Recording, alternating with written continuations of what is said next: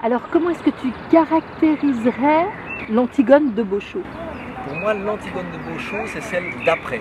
C'est-à-dire que c'est celle d'après le complexe d'Oedipe.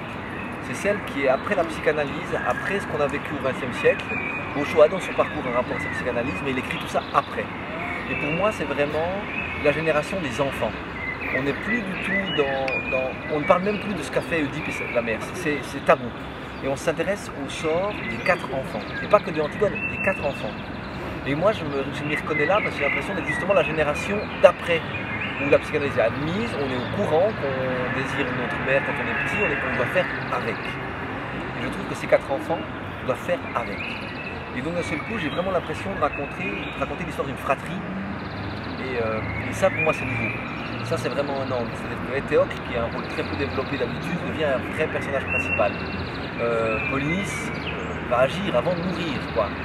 Et cette partie-là de l'histoire, moi, résonne avec ce que j'imagine de ma génération.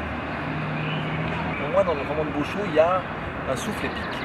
Il y a une volonté d'écrire quelque chose qu'il inscrit vraiment dans Thèbes, dans une Thèbes antique, pas du tout une reconstitution historique, un monde qu'il fantasme, bien sûr, mais il écrit exactement dans une veine qui est une tragédie classique, avec nos mots de maintenant.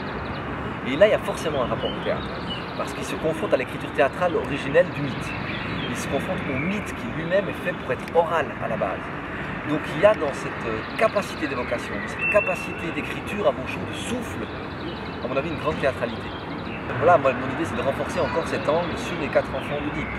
C'est de moins axer sur Antigone que ce qu'on pourrait imaginer, et vraiment de parler de l'ensemble de cet amour et haine mélangés dans la famille.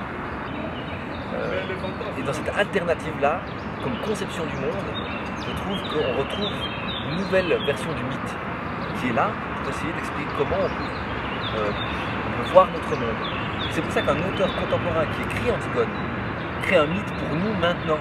Parce que les mythes grecs, on les interprète mais avec des outils de maintenant alors qu'ils ont été écrits il y a longtemps, etc. Puis ça nécessite beaucoup de précautions. Là, Boschot, il écrit un mythe pour nous. Et la richesse de ce mythe, c'est qu'il renforce celui d'Antigone en lui ajoutant celui de ses frères et sœurs, qui offre 3 autres alternatives de façon de voir le monde. Et de nous forcer à nous positionner, et on se rend compte qu'il n'y a aucune position inconfortable. On ne peut pas adorer du début à la fin l'Antigone de Boschot.